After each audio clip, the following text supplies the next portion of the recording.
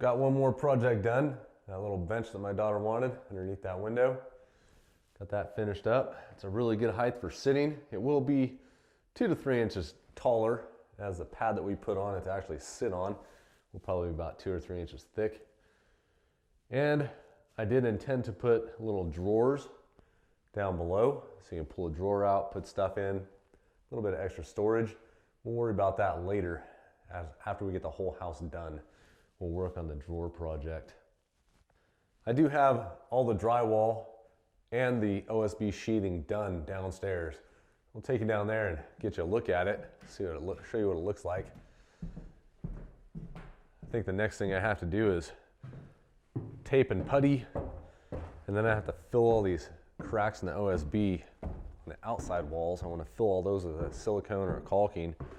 I want to get the house as sealed as possible, so any outside walls where you would usually use a tape and a putty to cover the seams on sheetrock, I have OSB, so I'm going to use a silicone if it's got any more than like a 1/16 of an inch of gap.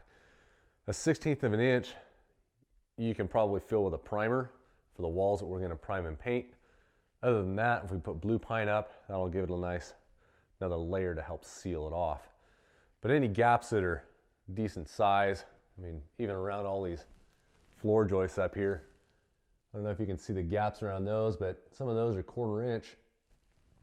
And they just need to get sealed up. That way there's no drafts coming from outside. The more cracks you can see inside, there's obviously cracks in between the boards and the walls and the outside. So need to get it as sealed as possible. Keep that sealed envelope for the house. Makes it easier to heat and cool. As far as the drywall, be a nice echo in here.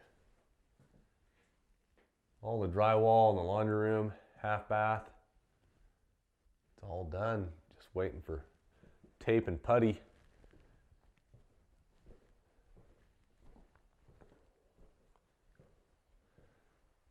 Master bath.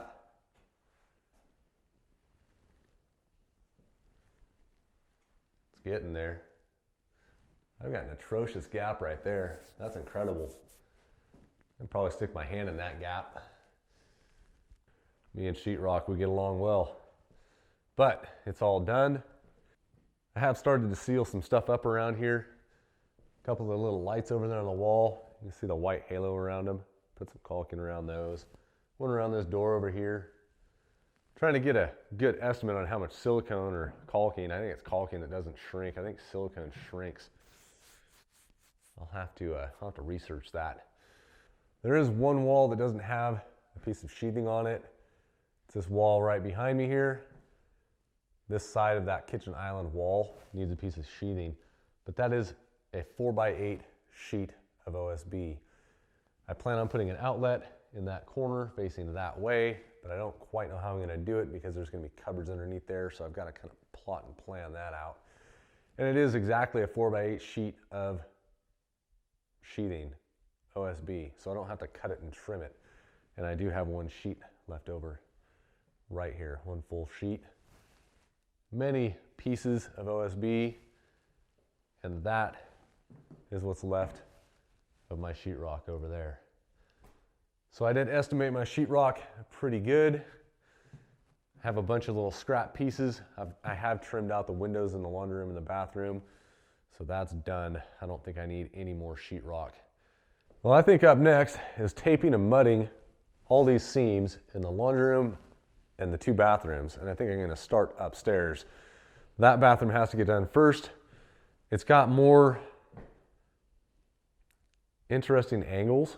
It's not just a box like these 2 bathrooms are.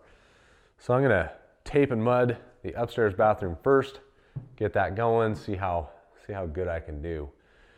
Hopefully it goes quick and easy. I do have a 5-gallon bucket of joint compound, plenty of material to work with, hopefully. Get those screw heads covered up. On a side note, those Phillips screws, man, I forgot how much I hate Phillips screws. They never seem to sit just right in that Phillips bit. And I've got DeWalt bits, number 2 bits, I have all kinds of different screwdriver bits.